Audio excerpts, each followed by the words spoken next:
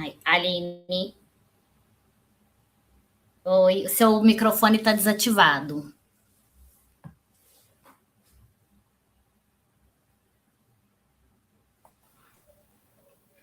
Oi, testando. Oi, tá Viu? certo, tá?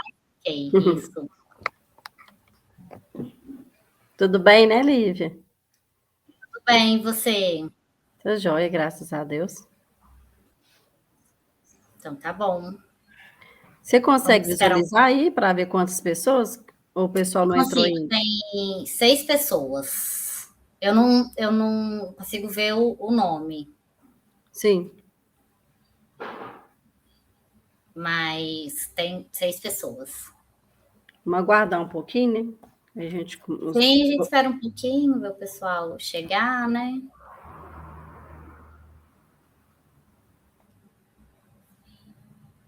Tá frio aí em Bom Despacho?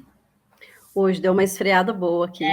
Eu trabalhei aí na faculdade, aí era muito calor. Né, Carol? Tá boa? Era muito, muito calor. Hoje estava frio já, mas hoje começou a chover, chuviscar, aí esfria mais um pouquinho. Mas está um tempo Sim, muito bom. aí gostoso, né? Eu tenho saudade do Bom Despacho. Fui muito feliz. Voltar para cá. Fiz ótimas amigas.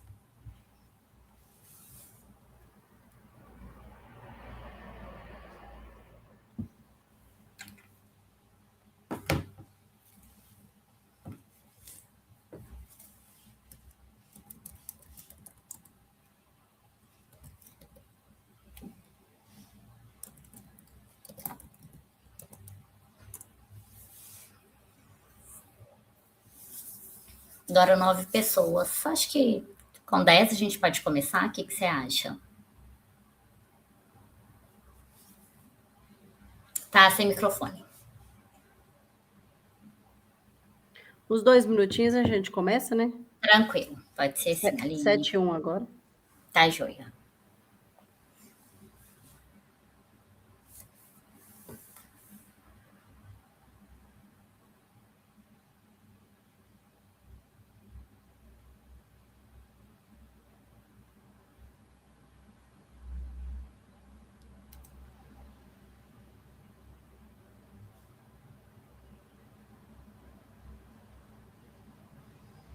Tranquilo, Carol. A gente espera sim. Os alunos vão chegar.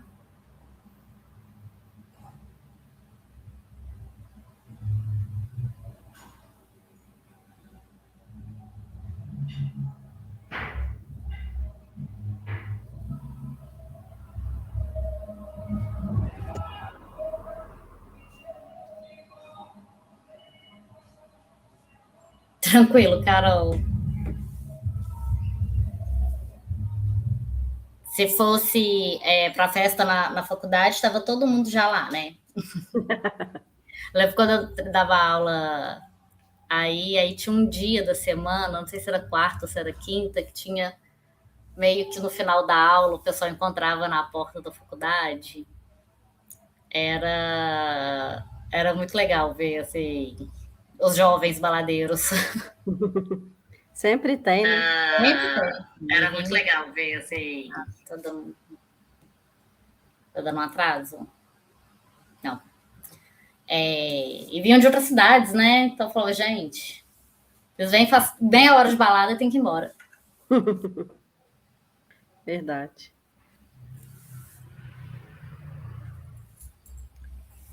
A Carol pediu para esperar um pouquinho? Pediu para esperar um pouquinho.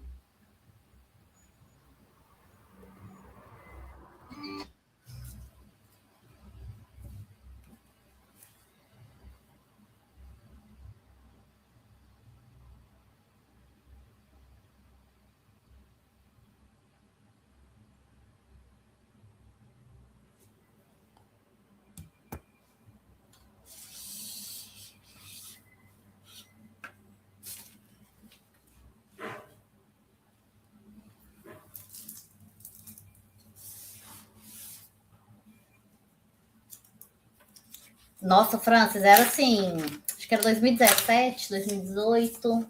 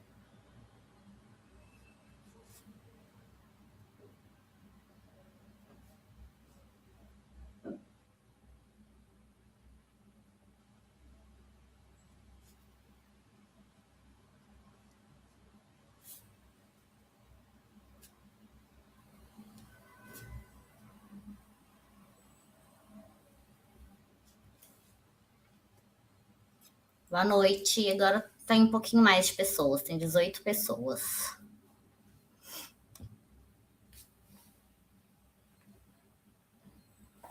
A Carol tá por aí? Carol tá aí? Dá um oi.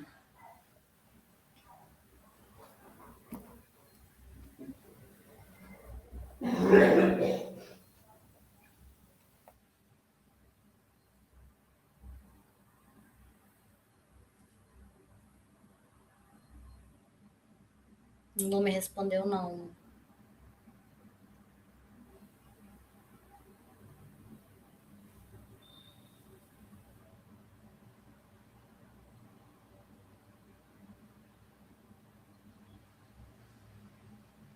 Carol já deu o recado que vai iniciar.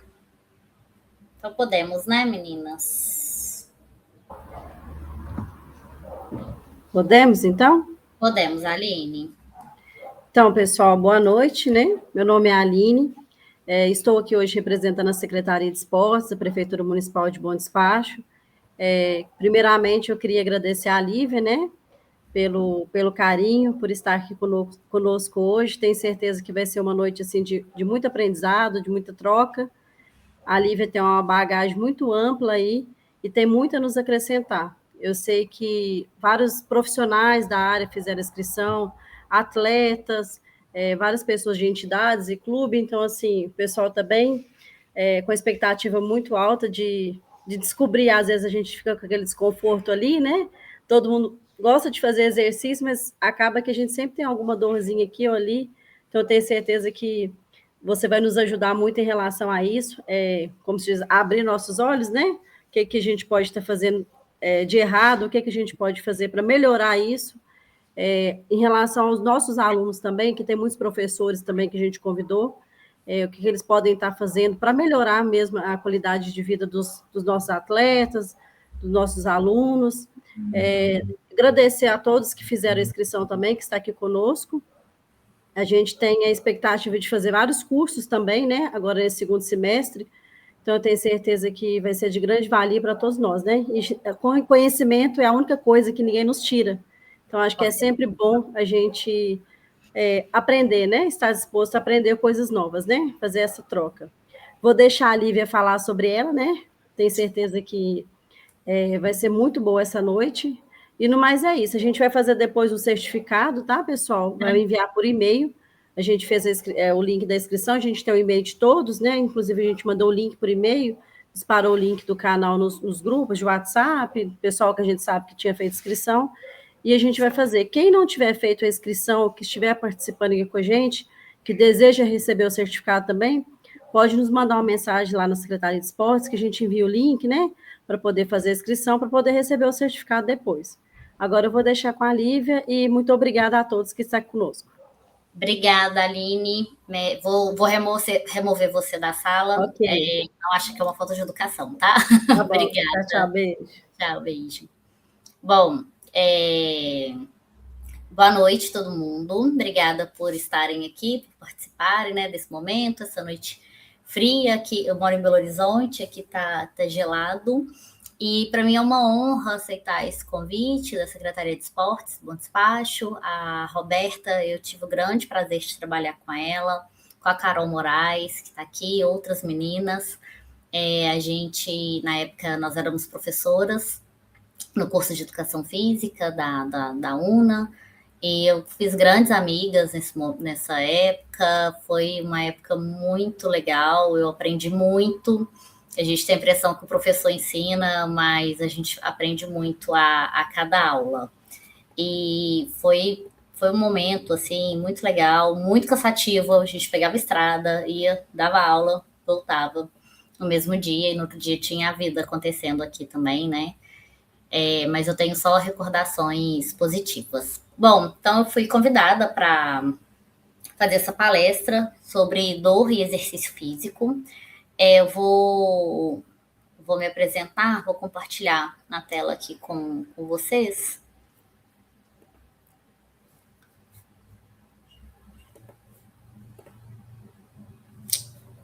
Isso. Bom, Se alguém quiser me escrever, por favor, só para... agora eu consigo enxergar como que tá. Antes eu não estava conseguindo enxergar. Vai ficar essa coisa aqui um pouco à esquerda do PDF, mas vai dar para vocês verem bem. Bom, então, né, a palestra hoje é sobre dor e exercício físico, e a gente pensa em dor, mas quando a gente começa a trabalhar com pessoas com dor, que a gente tem uma verdadeira noção do que é dor. Bom, então vou me apresentar. Meu nome é Lívia, vou mudar um pouquinho a tela aqui só para apresentação. Eu sou bacharel em Educação Física. Não mudou a tela. Bom, mas eu sou bacharel em Educação Física, eu tenho mestrado e doutorado em Ciências do Esporte, e atualmente eu estou fazendo pós-doutorado em Exercício Físico e Doença Reumática. A gente pensa que, né, a reumatologia, as doenças reumáticas são doenças que atingem pessoas mais idosas, mas na verdade não, tá? De adolescentes até mesmo crianças e pessoas mais idosas, nós temos mais de 200 tipos de doenças reumáticas e temos mais de 80 tipos de doenças autoimunes, que são doenças onde o nosso sistema imune deveria nos defender e ele passa a nos atacar. Dentro da reumatologia, as doenças autoimunes, artrite reumatoide, lúpus, uma doença, não sei se vocês já ouviram falar, chama espondilite anquilosante, que atinge a coluna. Nós temos várias doenças autoimunes que causam dor no paciente. E o exercício físico, ele é um dos tipos de tratamento.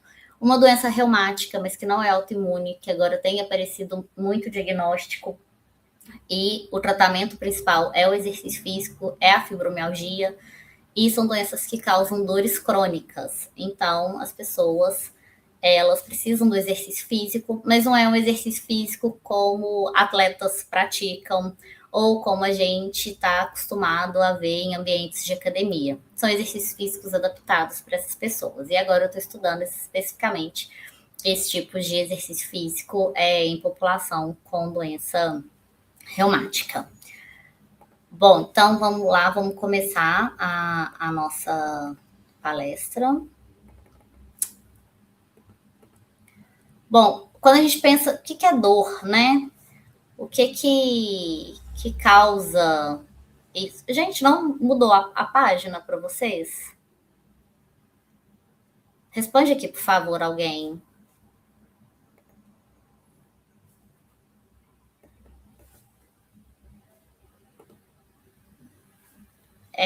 Alguém só... Não mudou. Eu vou só compartilhar.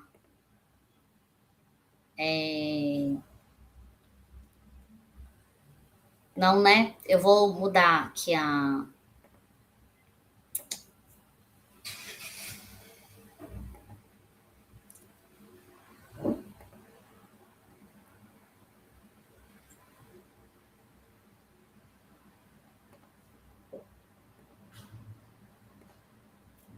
Vou compartilhar de novo, de outra forma.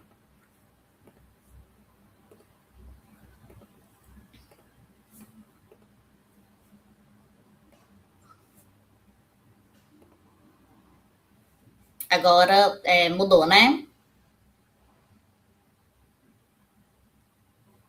Tá aparecendo uma tela verde escrito dor?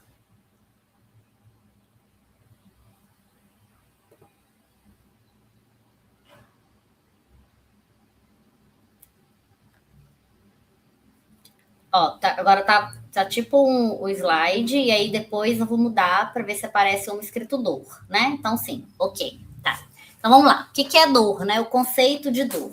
É a associação, de acordo com a Associação Internacional do Estudo da Dor, tá? O que significa isso? A Associação Internacional do Estudo da Dor é o instituto que estuda mais essa temática no mundo e tem excelentes publicações sobre. Então, o que é dor? A dor é uma experiência sensorial. A gente sente, a gente percebe, e também emocional, muito desagradável, né? Então, pensa você acordou hoje com dor de cabeça. Vai passar o dia com aquela dor de cabeça, tomou alguma medicação, mas a dor de cabeça não melhorou. E aquilo está te incomodando, né? Então, uma experiência sensorial, como você está sentindo, é desagradável. E como que é emocional também, né? Além do desagradável, mexe com o nosso humor, mexe com a nossa estabilidade, aumenta vias de estresse, pode aumentar ainda mais a dor devido a isso. E ela pode ter uma lesão tecidual real ou não. Então, vou dar o exemplo que eu falei da fibromialgia. A fibromialgia é uma síndrome dolorosa, mas não tem nenhuma alteração no tecido. Não tem inflamação indicando, não tem nenhum corte machucando. Ou você pode simplesmente queimar a sua mão e sentir dor. Então, você tem uma lesão tecidual, você tem uma alteração no tecido. Dei o exemplo da dor de cabeça. Às vezes, alguma inflamação por alguma infecção branda chegando. Então, a gente pode ter lesões teciduais reais ou não. E a dor pode ser manifestada dessa mesma forma, tá? Então, encontra-se em concordância com evidências científicas que é um caráter multidimensional. Então, pode ter vários tipos de dor. Nós temos diferentes tipos de dor que é tecidual ou não.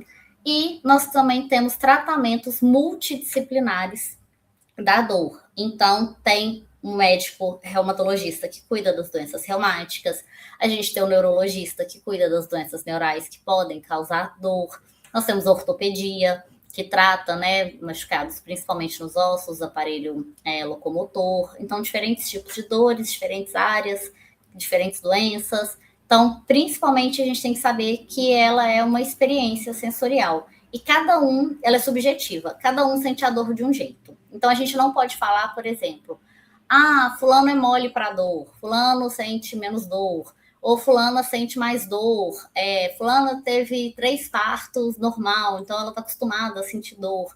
A gente não pode fazer esse julgamento. Esse é um julgamento muito errado de quem sente dor, porque não quer dizer que a dor do outro é maior ou menor, ou mais importante, ou não, que é que você está sentindo, tá? Independente de você ter uma lesão tecidual ou não. Então, a dor ela é uma experiência sensorial, mas ela é uma experiência individual também. Bom, então o que a gente tem sobre notas revisadas sobre dor, né? A dor ela é sempre essa experiência pessoal, tá? E ela é influenciada por graus variáveis, por fatores biológicos, psicológicos ou social. Então, às vezes a gente pergunta para um paciente, hoje, como está seu nível de dor? Ele vai falar de 0 a 10, sendo 10 muita dor e 0 pouca dor. Aí ele vai falar 8. Como eu falei, é subjetivo. Mas ele pode falar, hoje eu dormi melhor e a minha dor tá 6. Então, tem vários fatores que envolvem na manifestação e percepção da dor. Então, dor e nocicepção são fenômenos completamente diferentes, tá? A nocicepção, ela é um processamento fisiológico que o nosso cérebro detecta estímulos e interpreta, codifica essa dor. Mas aí ela gera só um gatilho ali no nosso cérebro para que a dor realmente seja percebida no nosso corpo. Ela é uma coisa que é um estímulo que vai aguçar ali a dor, mas ela não é a dor. A dor é outro tipo de processamento. Como eu falei, pode ter diversos tipos de dor e a nocicepção, não, ela é esse estímulo, essa codificação da dor. E através das experiências de vida, a gente aprende o conceito de dor. Então, quando a gente é criança e um bicho pica nosso braço, né, que a gente vai chorar, vai correr pro colo da mãe, vai se assustar, aquilo vai ficar doendo, e a criança vai continuar chorando. Quando você é adulto e um pernilongo te pica e você já viveu aquilo anos da sua vida, você vai sentir um incômodo, mas você vai ver diferente como é aquela dor, tá? O relato de dor de uma pessoa sempre deve ser respeitado e o que eu mais escuto diariamente é a ausência de respeito sobre a dor do outro mesmo. Então, tem pacientes que é chamada de Maria das Dores, que tem abandono familiar por causa disso. Você só fala de dor, você só reclama de dor. Mas acho que a gente tem que se colocar no lugar de uma pessoa que sente dor ao dormir e ao acordar. Não é uma coisa realmente fácil, tá? E não é uma coisa realmente, né, legal de se experimentar.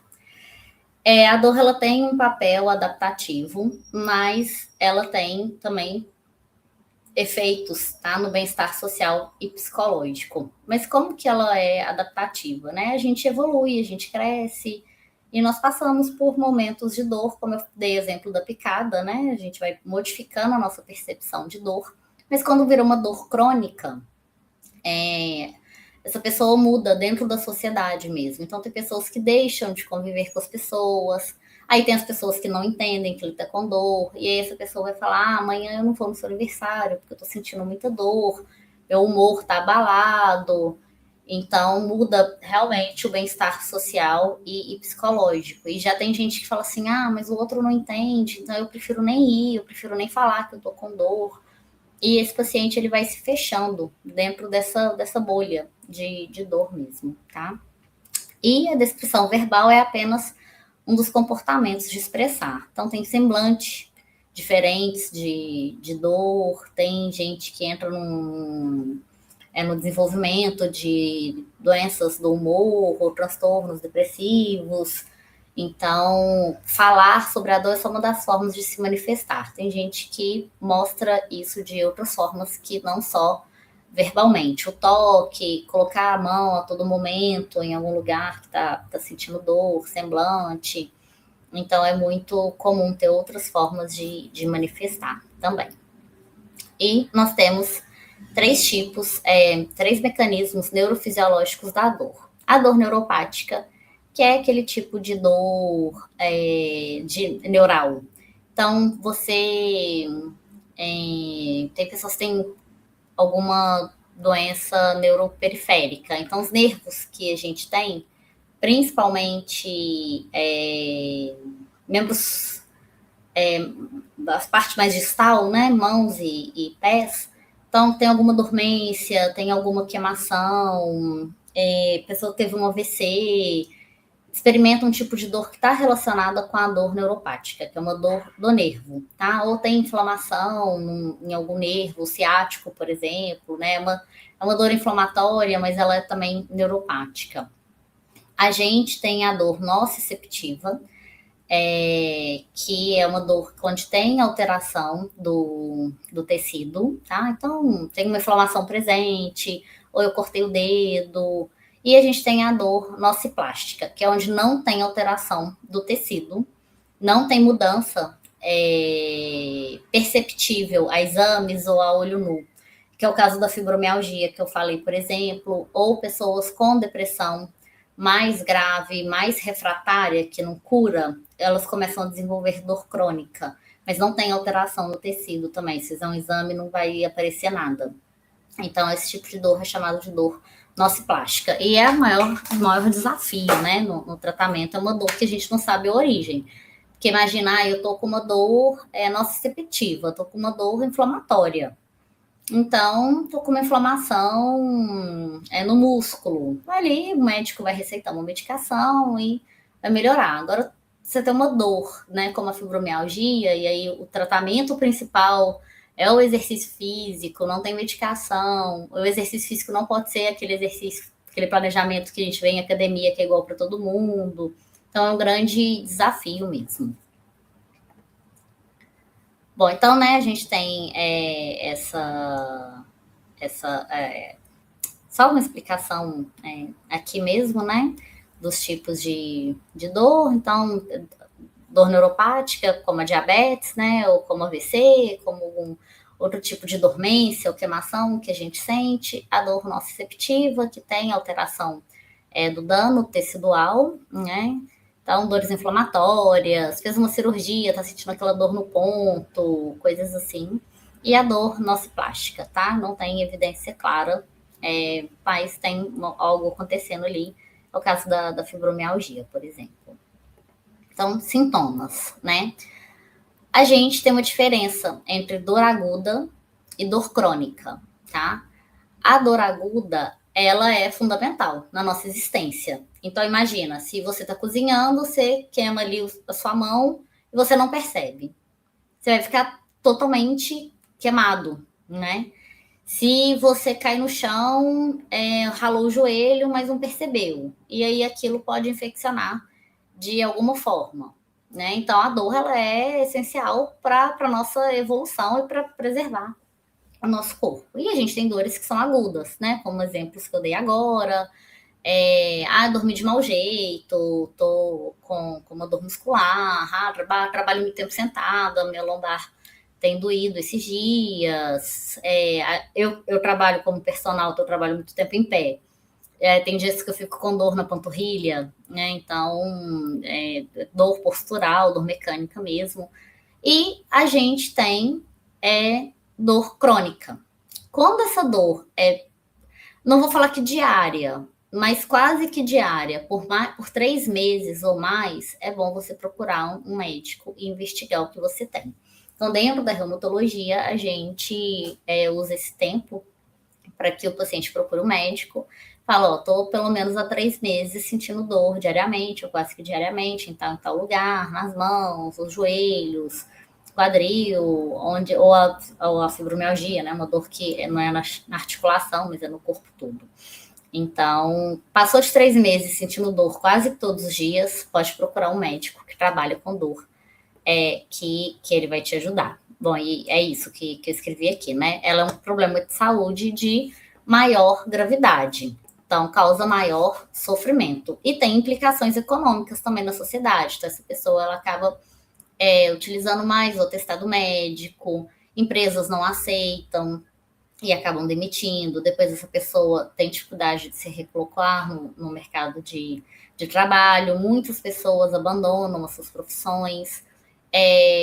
São doenças difíceis de tratar, demoradas de tratar e de ver o resultado, porque a dor não é um fenômeno, né, fácil de ser tratado quando a dor é crônico, e também tem um impacto, né, sobre a vida de forma sustentada. Então, eu conheço mulheres que passam pelo sofrimento do abandono, do desemprego, a demora do tratamento. O tratamento é caro, muitas vezes é pedido pelo SUS, e ele é feito, sim, pelo SUS, tá? Tem medicações para doenças autoimunes que custam, dá um exemplo aí, entre 6 e 10 mil reais por semana, tá? O governo libera isso, mas não é uma coisa tão rápida, o efeito da medicação também não é tão rápido. Então, tudo isso vai causando outros tipos de prejuízo nesse paciente, e a perda da qualidade de vida causa um comportamento alterado também, esperado na vida desse paciente. Nós temos 2 tipos de tratamento da dor, tá? A gente tem tratamento farmacológico, geralmente é a primeira via de tratamento, né? Então, a pessoa está com dor, ela procura um médico, o médico analisa e, vou te dar tal medicação. E, dependendo da dor, né, a dor sendo crônica, a gente tem o tratamento não farmacológico. Dentre tratamentos não farmacológicos, nós temos alimentação, mindfulness e terapia. Mindfulness é um tipo terapêutico que trabalha funções cerebrais de concentração.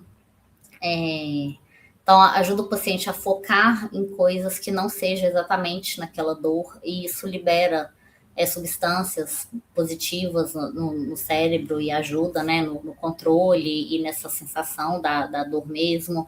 A terapia cognitivo-comportamental, que é a mais indicada.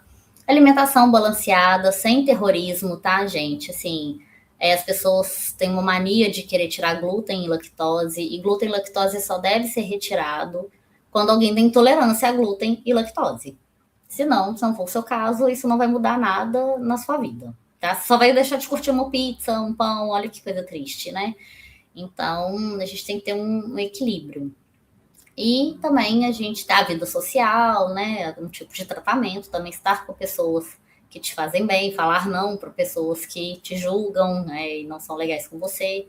E, né, o tratamento mais exigido na dor não farmacológico é a prática do exercício físico. Então, trouxe algumas evidências, né? O exercício induzido, né? A dor e o exercício induz dor e reduz. Nossa, gente, o exercício induzido, né? Fazer exercício reduz dor e analgesia. Como que a gente entende, né? Os mecanismos de tradução clínica disso. Então, principalmente, assim, o exercício ele realmente melhora a dor e a analgesia, que é analgésico, né? Ele é analgésico, ele tira a dor. Então, acho que comeu um pedacinho aqui da frase final. Que a inatividade física, né? A gente ter um estilo de vida mais sedentário, ele... Gente, você pensar, tipo assim, hoje tá frio, sabe? Tá 15 graus aqui na minha casa. Aí eu tenho que fazer exercício físico, eu tenho que sair da minha casa para fazer exercício físico. Ah, tá. Não, mas aí tá calor demais, a academia vai estar cheia, ou fazendo na minha casa não tô motivado, não vou fazer exercício. Ah, não, hoje tem o aniversário do fulano, não vou fazer exercício. Então, assim, ser sedentário, ser inativo, é muito mais fácil, é muito mais prazeroso do que você fazer exercício em outras condições, né? Eu adoro fazer exercício físico, mesmo estando frio ou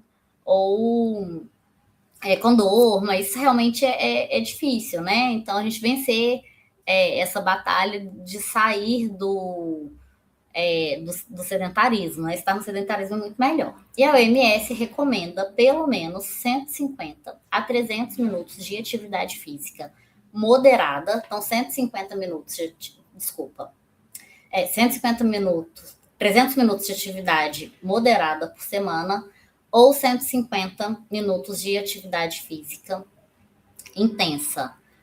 Ou 75 minutos também de atividade vigorosa, que é mais intensa ainda, tá? Por semana. Então, se for pensar, os 150 minutos de atividade moderada, ele vai melhorar a sua dor, ele vai tirar você do risco de síndrome metabólica, de doenças cardíacas, como a diabetes tipo 2, doenças hormonais, e é meia hora por dia, né? Se você dividir em 5 dias. Se você dividir nos 7 dias, é menos tempo ainda. Ou então 75 minutos, cara, sei lá, é tipo 15 minutos em 4 dias, né? De atividade vigorosa. Se for jovem, sem dor, você vai conseguir fazer isso com muito mais facilidade, né? Então, uma média aí de 60 minutos de atividade aeróbica moderada para crianças, tá? Também as crianças também entram na OMS. E aí a criança a gente tem que pensar, né, que não precisa ser o exercício propriamente dito, mas a brincadeira, o correr, conviver com outras crianças. E o sedentarismo, falando em dor, ele é um fator de risco para o desenvolvimento da dor. Por que que isso acontece? Bom, nós temos vários sistemas no nosso corpo, né? E o nosso cérebro, ele comanda muitas coisas. E ele comanda vias inibitórias centrais de dor. E também ajuda a comandar aí outras vias inflamatórias que atuam no nosso sistema imune. Então, a gente tem o sistema imune, que existem proteínas inflamatórias e anti-inflamatórias nele. E se uma pessoa tem uma doença autoimune, né? Como eu falei, se o seu sistema imune deveria te proteger, por uma falha, ele começa a atacar seu próprio corpo. E esse ataque desenvolve mais substâncias inflamatórias. E essas substâncias inflamatórias, dependendo da doença, ela vai em regiões específicas. Então, na artrite reumatoide vai nas articulações sinoviais, no lúpus também, mas vai em outros órgãos. Na espondiloartrite axial, vai na coluna. As dermatomiosites são doenças autoimunes que atacam os músculos. Então, é uma exacerbação de inflamação, dependendo da doença e de onde ela ataca, e essa pessoa, ela sente dor crônica por essa inflamação. Então, quando a gente começa a fazer exercício físico, o nosso corpo, ele é tão inteligente que ele age no sistema imune reduzindo essas proteínas inflamatórias e fazendo nascer, criar uma gênese de proteínas anti-inflamatórias. Então, o nosso corpo produz substâncias anti-inflamatórias que vão ajudar a reduzir essa dor crônica e, junto à medicação, melhorar esse sistema imune. Não tem cura, mas tem tratamento, tá, gente? E nós temos outro sistema, o sistema opioide, tá? Que é um conjunto aí da rede neural responsável por modelar a dor e algumas outras sensações, como motivação, prazer. Mas o sistema opioide ativo, quando você é uma pessoa fisicamente ativa, o sistema opioide, a gente vê aqui na figura mais ao lado direito, ele é ativo e ele inibe a dor, tá? Quando a gente vê na figura A, né, no lado esquerdo, quando você é sedentário, esse sistema opioide ele não é tão ativo. Então, o sedentarismo, ele ajuda uma pessoa a desenvolver dor também, tá? Porque aí você tem ativação de várias vias inflamatórias, tanto do sistema opioide quanto do sistema imune, que vão piorar cada vez mais sensações de dor, seja qualquer tipo de dor, tá? Dor mecânica, dor neuropática. Por isso que a pessoa com assim, muito sedentarismo, já há muitos anos, comparar com pessoas ativas, ela realmente vai ter algum tipo de dor que essa pessoa ativa não tem, tá? E quando a gente fala do sistema imune, né, como eu falei, a gente tem a produção de citocinas anti-inflamatórias. Então, quando a gente faz exercício físico, o nosso músculo, ele libera uma via anti-inflamatória do sistema imune, que está no nosso músculo, mas é do sistema imune, são chamadas de miocinas.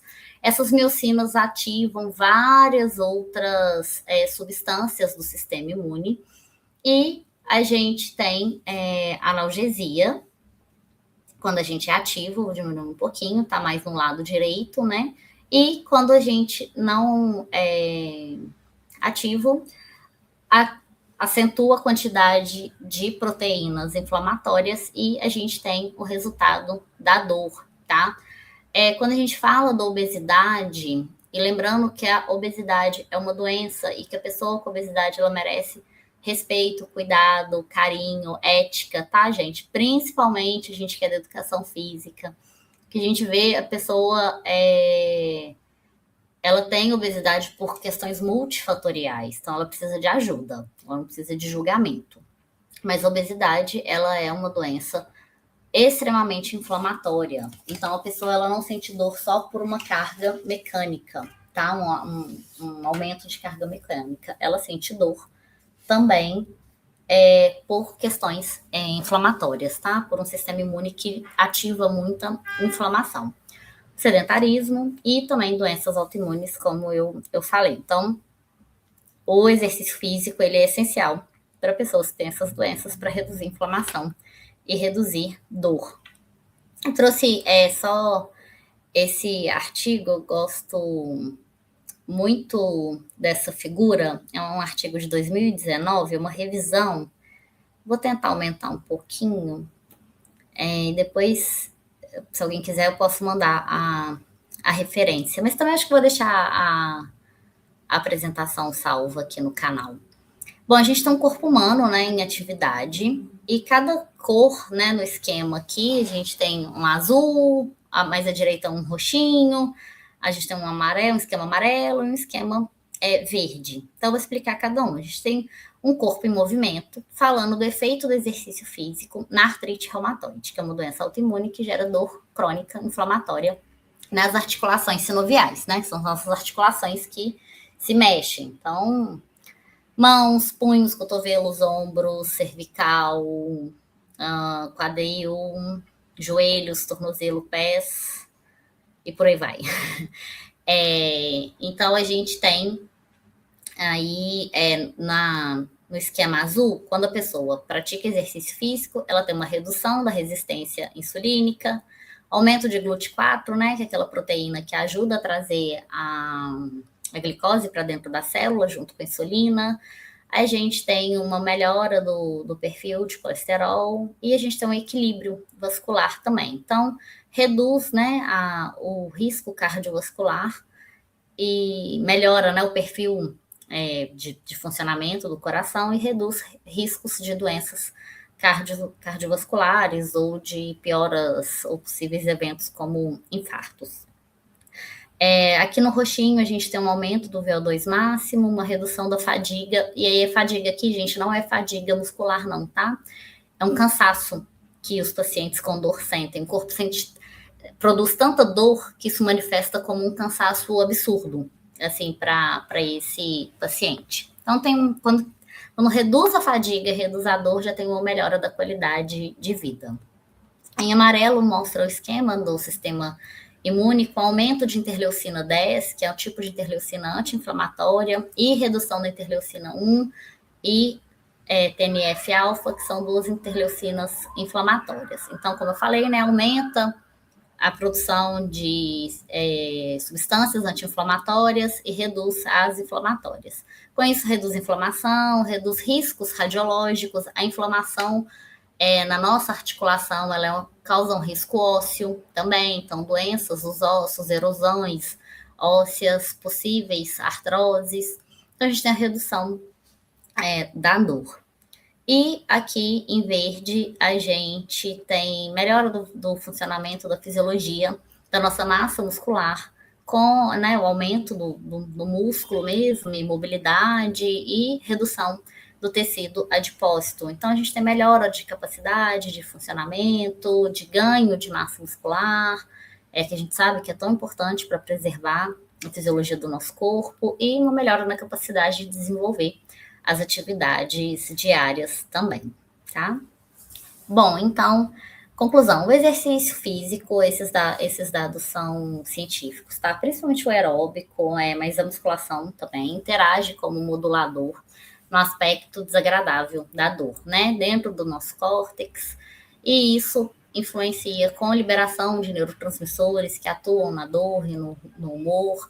Então, o sistema dopaminérgico, o sistema de opioide, outros mecanismos descendentes de neurotransmissores, como a noradrenalina, a serotonina e o sistema gabapentínico também. E outra coisa, melhora muito o sono, tá? Já foi proposto na década de 90 do exercício atuando na dor, que ele não precisa ser de alta intensidade ou de intensidade submáxima, tá? Para ter um efeito. Muito ao contrário, se esse exercício ele é de alta intensidade para uma pessoa que sente dor, sabe quando a gente muda o treino na musculação ou no aeróbico e você pega mais pesado e tem aquela dor muscular no outro dia, as pessoas falam, aquela dor gostosa, honestamente eu odeio. Eu detesto sentir dor qualquer uma que seja. Então, a gente sente isso porque tem microinflamações ali, né, da adaptação daquele exercício, da mudança do estímulo naquele exercício. Então, se a gente que não tem dor crônica faz um treino novo, sente dor, imagina uma pessoa que tem dor crônica, faz um treino intenso, não planejado diretamente para o caso dela, né, e que homem vai ser o outro dia dessa pessoa? Ela não vai sentir só essa dor muscular, tá? Vira gatilho. A linha é muito tênue entre o gatilho de dor e a melhora. Então, a gente tem que ter muito cuidado com o paciente com dor, tá? Então, as pessoas com dor crônica, elas devem passar por uma avaliação sensitiva, verificar a presença, né, de mudanças na modulação da dor, hiperalgesia, avaliação biomecânica funcional, verificar se tem desequilíbrio muscular, instabilidade articular, ou se é de origem mecânica, se ela tem algum diagnóstico que levou a essa dor. Exercícios tanto de alongamento quanto de fortalecimento são prescritos também em função de observações clínicas, assim como o aeróbico, tá? E com isso, né, você ouvindo o seu aluno e procurando estudar e conhecer o caso dele, você vai ajudar uma pessoa no tratamento. Então, assim, eu penso que é muito difícil, eu trabalhando com pacientes crônicos, ainda é muito difícil trazer esse paciente para educação física, tá? Para a prática de exercício físico. Mas falando da área, assim, a gente reclama que a educação física é tão julgada, mas a gente tem que ver onde os profissionais estão errando também. Porque, assim, se um paciente com dor falar para você, olha, eu tenho fibromialgia e eu quero fazer musculação, é muito mais honesto você falar assim, olha, hoje eu não posso te atender porque eu não conheço sobre fibromialgia e eu quero montar um treino bom para você melhorar. A gente pode combinar de você voltar semana que vem, que até lá eu vou dar uma estudada? Gente, isso já é um respeito que você mostra para a pessoa, sabe? Porque o que eu mais escuto eu já tenho dor, eu já perdi minha vida inteira, eu tô cansada, eu já não aguento mais, e aí eu tenho que fazer exercício físico, eu faço um dia de exercício físico, eu fico 3 de cama, eu não vou fazer exercício físico nunca mais. A culpa não é do paciente. A culpa é do profissional que não soube lidar com aquela situação. Então, assim, eu tenho 20 anos de educação física, eu ainda aprendo isso diariamente, sabe? Então, o exercício físico, ele tem crescido muito como exigência nos tratamentos médicos. É uma área que cresce dentro da educação física, mas ainda falta o profissional de educação física estudar sobre, que não é fácil, mas é possível. Mas também a gente saber lidar com esse paciente. Então, fica aí o meu recado para hoje, tá? Para quem não trabalha só com atletas, né? Para quem trabalha com pessoas com dor ou pode ter essa oportunidade, pensar realmente nesse paciente, tá? Fiquei meu contato, se vocês tiverem alguma dúvida, quiser conversar comigo pela rede social, fiquem à vontade. Se alguém tiver alguma dúvida, quiser perguntar. A Laila perguntou aqui se vai liberar. Laila, eu vou deixar salvo aqui no canal. Aí você pode pegar. A Carol perguntou: existem alguns tipos de exercício que apresentam melhores resultados para a pessoa com dor crônica ou depende de cada caso? Carol, depende de cada caso. Na literatura, hoje, a gente vê muito o exercício misto, né? Tanto a musculação junto com aeróbico. E não quer dizer que precisa ser no mesmo dia. E é bom até que não seja no mesmo dia, porque, assim, se a pessoa tiver pequenos estímulos diários, né, no final do montante, pode ser melhor para esse paciente. Na fibromialgia, a gente antes falava mais de exercícios aquáticos, um aeróbico, né, mais moderado, a leve. A musculação tem se mostrado na literatura mais positiva.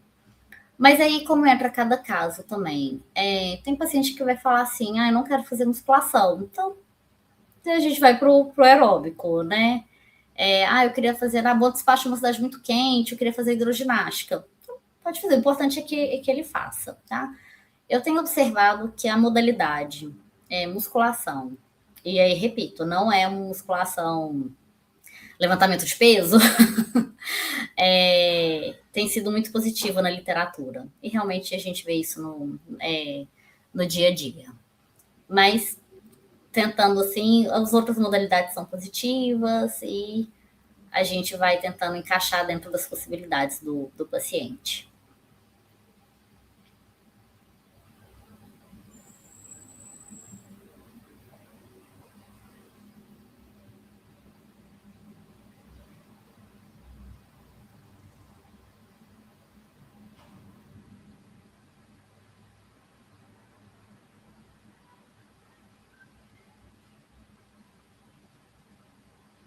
Você comentou sobre atualização, que considera a dor uma experiência individual. Pode perguntar, Carol. É algo que gerou dúvida. Como essa definição influencia a forma de avaliar e tratar o paciente? Bom,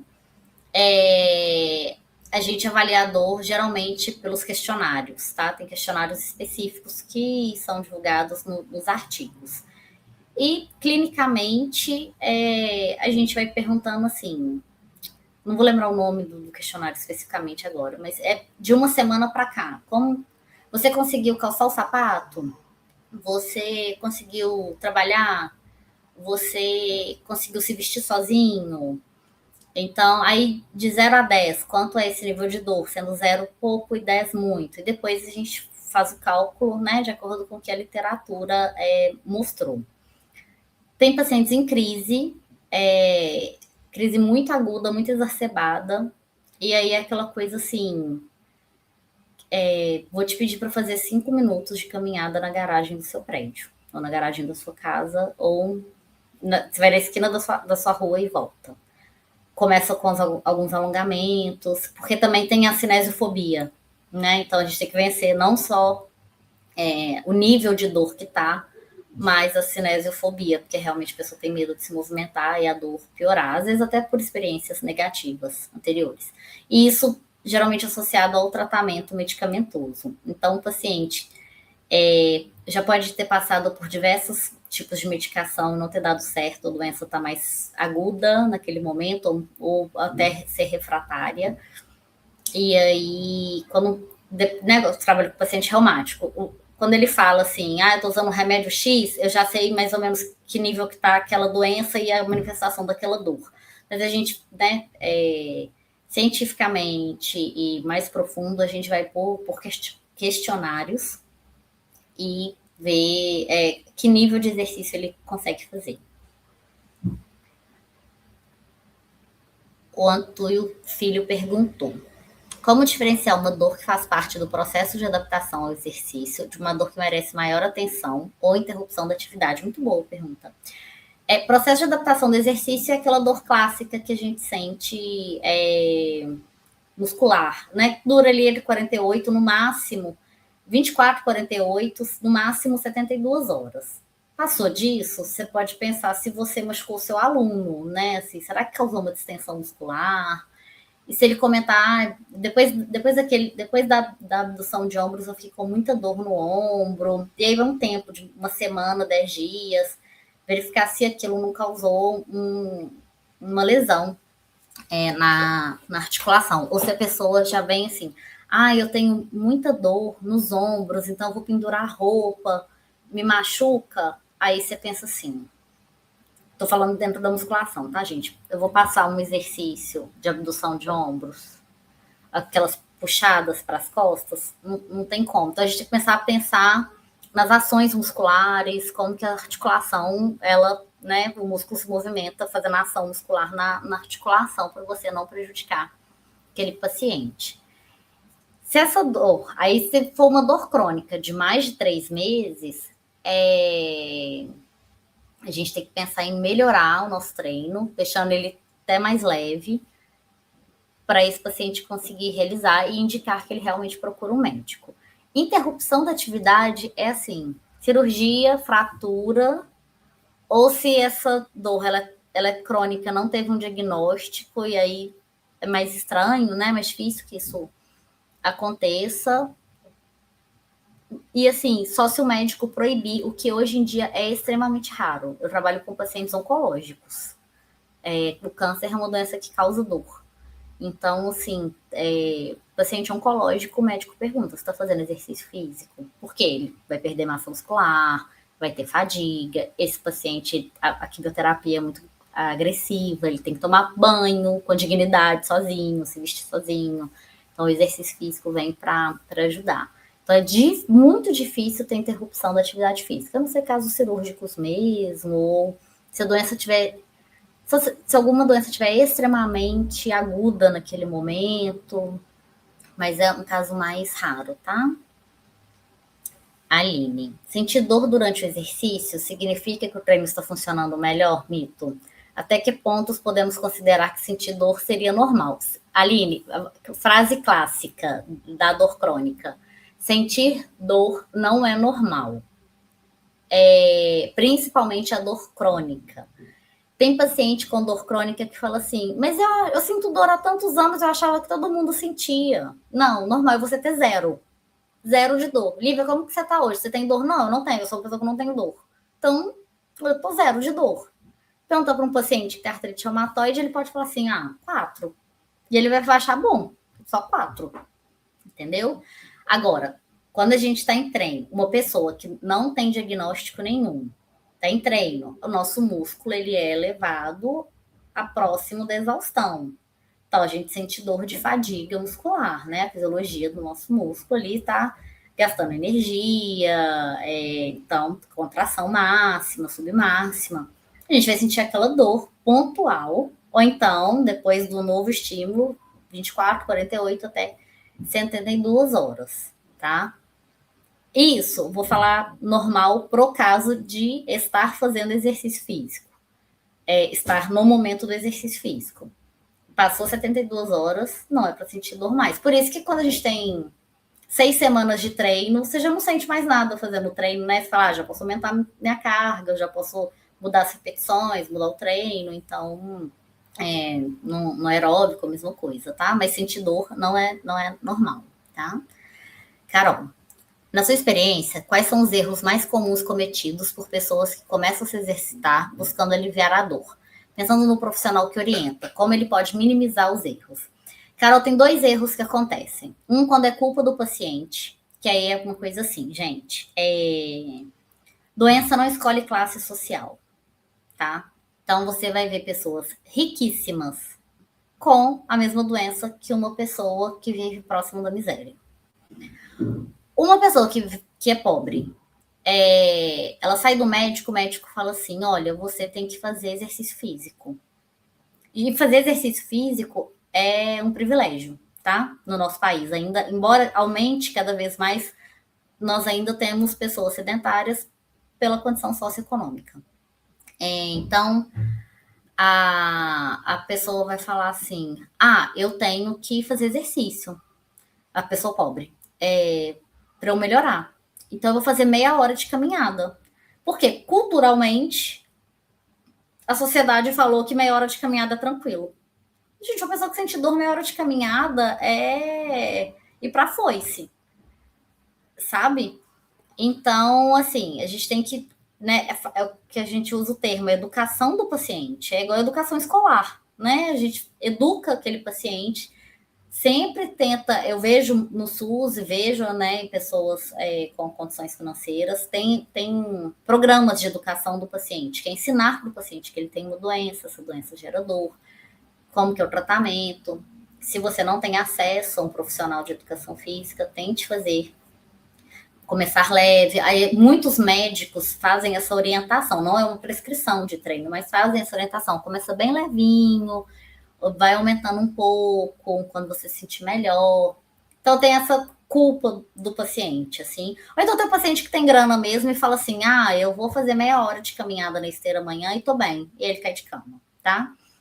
E tem a culpa do profissional, que é o que eu falei no final da palestra, né? Assim, a pessoa trabalha lá na academia e aí chega lá, tem fibromialgia. Então tá, eu passo 3 de 12 para todo mundo, eu vou passar 3 de 12 para esse paciente também. E é isso, o exercício vai melhorar. E aí não melhora. Eu acho que nos 2 casos, a informação é o que a gente pode minimizar os erros, tá? Informação e realmente a gente que é profissional estudar para ajudar esse paciente. Trabalho com muitas alunas idosas e noto que em dias de mais estresse ou tristeza, elas costumam relatar mais dor. Como eu falei do sistema opioide, né? Ele tá relacionado às emoções também. E a gente tem um sistema do cortisol, sistema HP, esqueci agora o nome. Mas a gente libera mais cortisol, né? O hormônio que a gente brinca, fala que é o hormônio do estresse, e aí esse estresse esse hormônio começa a liberar, atuar nas vias de inflamação. Então, está estressado, libera inflamação, a gente sente mais dor. A depressão também, porque aí tem uma mudança no funcionamento dos neurotransmissores, tá? Da serotonina, da dopamina. Então, o antidepressivo, ele é muito recomendado mesmo em jovens ou idosos, exatamente para recaptar e mudar o funcionamento, tá, gente? Então, principalmente a pessoas mais idosas, não era da cultura dessas pessoas usarem antidepressivo, né? Era coisa de doido. Então, tem um preconceito um pouco maior, mas são ótimas medicações que atuam em vias de dor também, junto com o exercício físico. Então, às vezes, o médico começa um tratamento até com antidepressivo, essa pessoa sente uma melhora, começa a fazer um exercício físico, vai melhorando até tirar o antidepressivo. Isso acontece. Então, é muito positivo o exercício mesmo, né? Como diferenciar se isso é uma piorada da condição física ou uma alteração na percepção da dor? Aí é no dia a dia, tá? Se essa dor não melhorar, esse caráter depressivo não melhorar, aí é importante levar essa atenção para a família.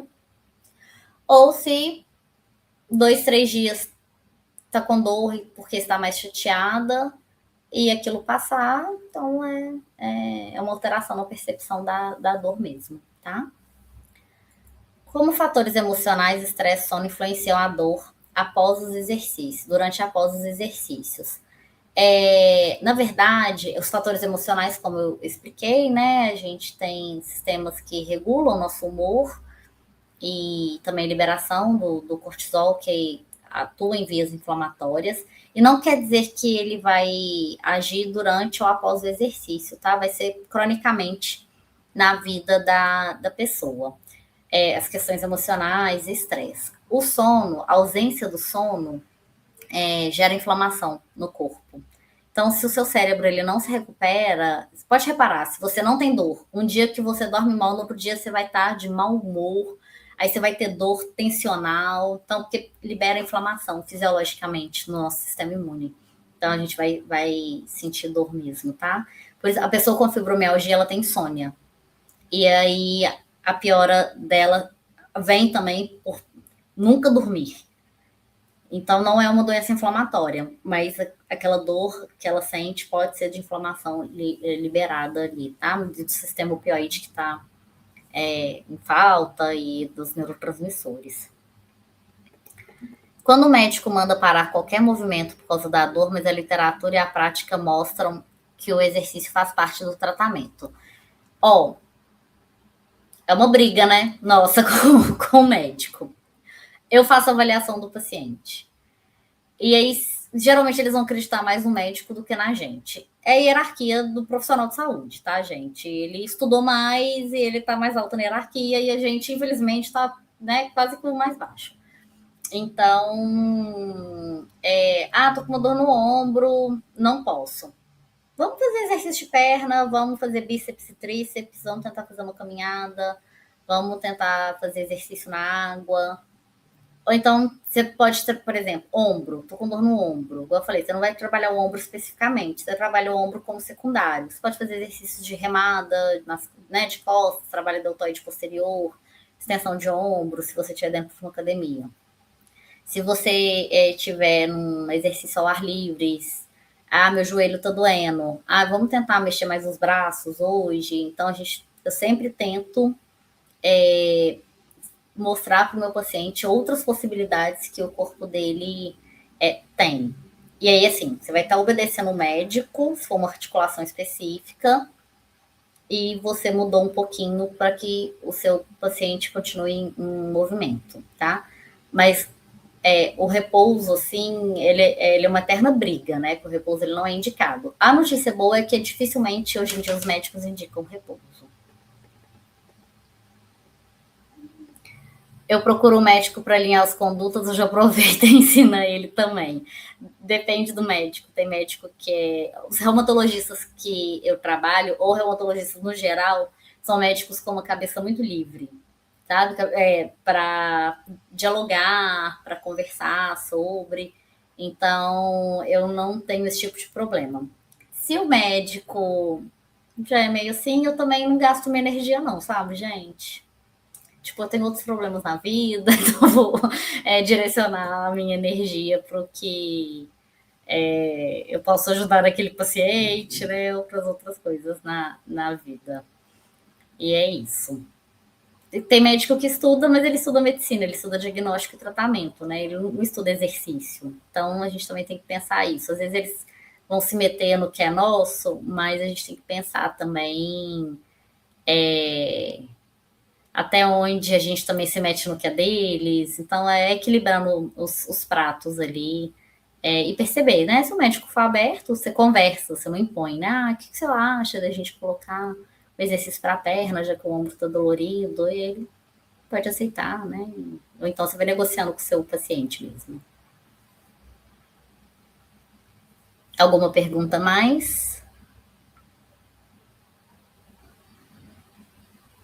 Em atletas de escolinhas de esporte, seguimos a mesma forma para diferenciar a dor normal do treinamento daquela que pode indicar uma lesão e exige interrupção da atividade?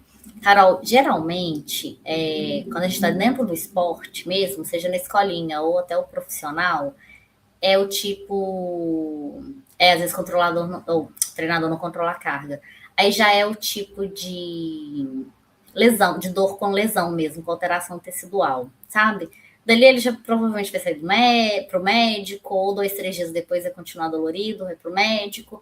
Eu sempre gosto de fazer essa escala do 0 a 10, 2 ou 3 dias depois. Se você estiver falando com crianças, aí se pergunta, tá doendo no osso ou no músculo? Né, para tentar identificar qual a dor ali, né? Ah, aqui tá doendo de 0 a 10 quanto? E ver isso. Mas quando a gente fala de esporte, geralmente é uma lesão tecidual que já vai pro ortopedista, sabe?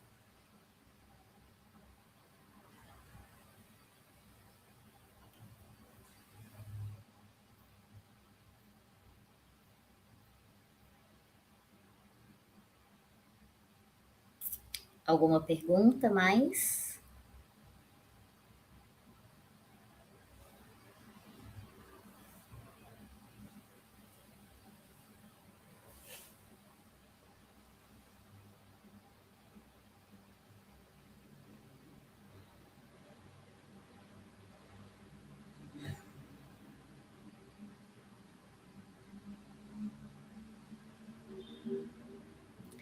Crianças são mais sensíveis à dor? Como saber se a intensidade relatada corresponde ao que realmente está acontecendo? Eu não sei te responder se fisiologicamente ela é mais sensível, tá? Se fisiologicamente a dor dela é pior, isso eu quero dizer.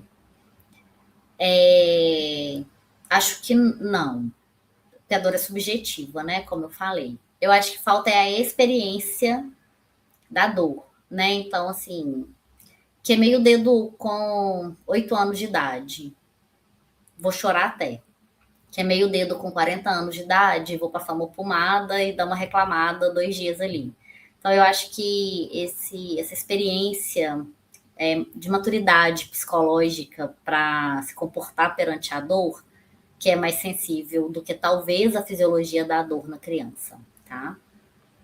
Pode ficar à vontade para perguntar, gente. O Natália perguntou: o profissional de psicologia entra onde? Bom, eu falei como tratamento não farmacológico, né? O tratamento da dor ele é multifatorial. Então, como a dor ela interfere socialmente, pessoalmente, humor, pode gerar outros transtornos psicológicos. Eu recebi uma pergunta hoje que era assim: Lívia, o que você acha quando a pessoa recebe um diagnóstico que ela envolvendo a dor crônica? O que você tem que fazer com essa pessoa? Então, assim, a gente tem que fazer essa pessoa viver apesar da dor. E eu acho que o profissional da psicologia é essencial nesse tratamento multifatorial, mostrando mecanismos e possibilidades tanto em fatores, né, neurológicos, psicológicos, as emoções, quanto tirar um pouco da dor como ela vira central, ela vira um papel central naquele paciente, na vida daquele paciente. Então, o profissional da psicologia, eu acho que ele é essencial nisso. E aí, cientificamente, a terapia cognitivo-comportamental é a mais indicada, né, como melhora no tratamento junto, né, no tratamento multidisciplinar da dor. O mindfulness, que são essas estratégias de concentração, né, em coisas que não seja na dor, ou então na respiração, outros tipos de pensamentos. E também no sono, né, no almejo do sono e do relaxamento. Então, eu acho que o profissional de psicologia ele é essencial mesmo, né? Aí ele fala, a criança tem menos metacognição para manejar a dor, por isso ela é psicologicamente mais impactante. O nome dele é Lorenzo. É isso, né? Eu acho que a experiência da dor da criança ela é diferente do adulto mesmo. Ela não tem essa maturidade cognitiva para reconhecer e enfrentar a dor.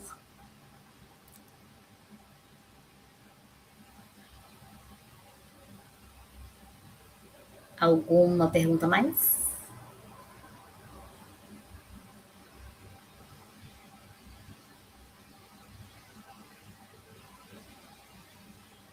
Obrigada a você, Carol. Carol sempre presente. Obrigada, Lorenza. A recíproca é verdadeira.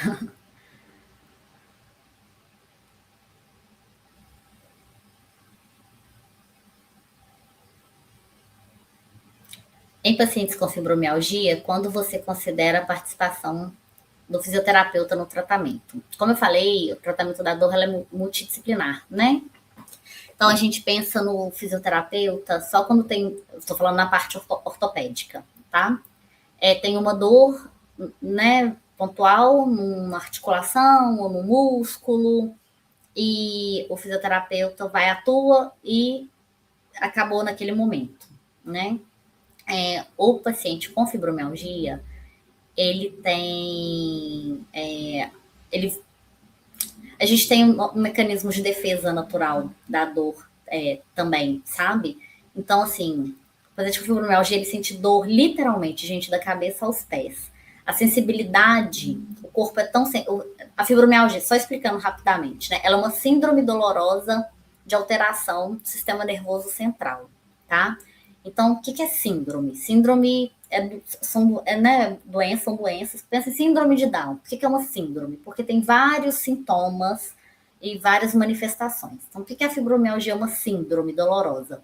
O caráter principal dela é a dor, mas tem vários sintomas. Tem fadiga, tem insônia, ansiedade, depressão, dormência. E aí tem a dor como muita sensibilidade. Então, para quem é mulher... E a mãe já prendeu o cabelo, assim, puxando, e quando solta, dói a cabeça.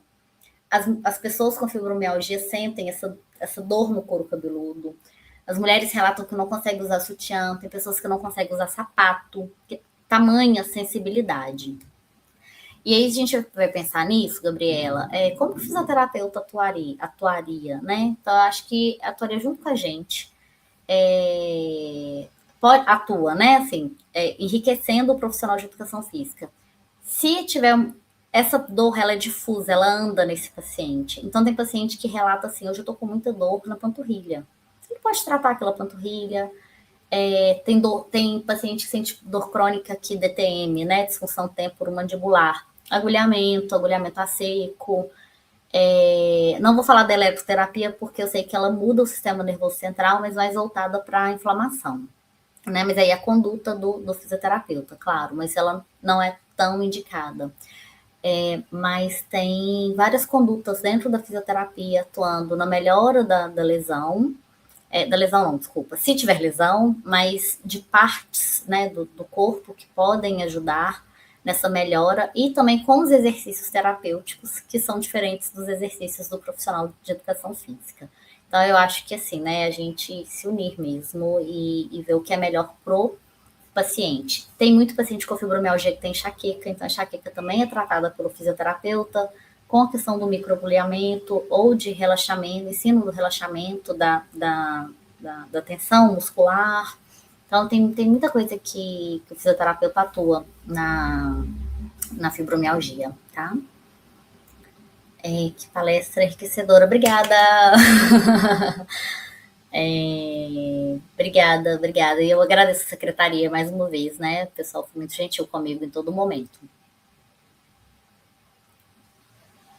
O mais incrível é que o único lugar do corpo que não tem receptores de dor é o cérebro. Realmente, gente, a gente tem dor de cabeça, mas não é no cérebro. O cérebro em si, ele não dói. Ele não tem receptor de dor, mas ele tem toda a estrutura que mostra a gente, que codifica a dor. Quando é a próxima? Só me chamar, gente. Carol sempre me chama para os alunos da UNA e é muito legal voltar. Obrigada a vocês, gente. É isso mesmo, né? Vamos tentar melhorar a vida das pessoas e também melhorar um pouquinho da nossa fama como profissional de educação física, né? O que eu mais recebo é o medo, a cinesiofobia e as experiências ruins que outros colegas não tiver atenção com esse paciente. Então, ouvir o outro, se colocar no lugar do outro, é extremamente importante na nossa profissão, tá? Seja você trabalhando com um paciente com dor, ou seja você trabalhando com um atleta de ponta. É muito importante. Bom, acho que é isso, né? Obrigada, todo mundo. Obrigada ao pessoal da Secretaria de Esporte, todo mundo que está aqui presente, meus colegas, Carol. Cara, se eu posso deixar indicações de leitura. Posso, vou até pegar meus livros aqui. Eles ficam perto de mim. Esse aqui não é um livro científico. Ele é um livro, ele é um best-seller. Ele chama Imune e fala basicamente como funciona o nosso sistema imune, como as doenças elas manifestam. Gente, não é só de estresse, não é pelo intestino, é falha fisiológica do sistema imune e gera dor. Ele, para mim, foi um livro, assim, como eu falei, um best-seller, mas abre os caminhos para você entender o que a célula de defesa faz, o que é uma proteína inflamatória. Então, eu achei ele... É didático, não é um livro de romance, né, que você vai pegar e ler, mas é um livro didático, assim, que eu gostei.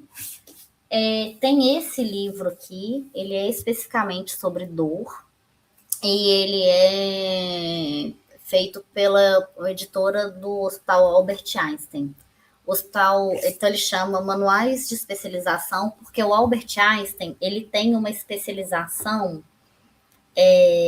específica em dor. Eu não fiz não, mas ela é muito famosa. Com as pessoas que fizeram, que gostaram muito. Então, são vários coordenadores e que eu acho... Esse aqui é um livro totalmente científico, ele é ótimo, sobre dor. Aí, gente, ele é sobre dor. Em algum momento vai ter algum capítulo sobre exercício físico. Mas aí a gente também vai em fontes confiáveis, tentando ter artigos, né, mais confiáveis. Esse aqui é um livro bem romanceado, assim, é uma autora que tem dor crônica, então conta bem o lado do paciente mesmo, então eu acho interessante, e ele é bem, olha, fala de motivação, todo desenhadinho, eu ganhei de uma endocrinologista. E aí vou só pegar um que tá aqui.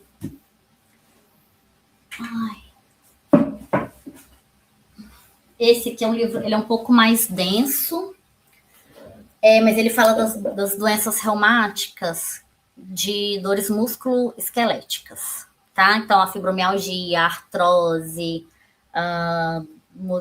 inflamatórias musculares. Então, é um livro bom também. Depois, se alguém quiser, eu posso mandar escrito ou foto, tá? São os livros que eu estudei. Eu estudei livros de reumatologia, da medicina mesmo, da imunologia, mas é muito denso. Então, assim, esses são científicos, alguns são mais científicos, outros menos, mas ajuda no dia a dia, eu ainda recorro a eles, eu gosto bastante. Roberta, obrigada, muito obrigada, viu? Saudades de você. Aline, obrigada também. Carol, todo o Lorenzo, todo mundo que participou, a Aline, o outro professor. Obrigada, gente. Vou deixar salva no canal a live, tá? E aí, quem quiser ver os slides, tá tranquilo. Um beijo, boa noite.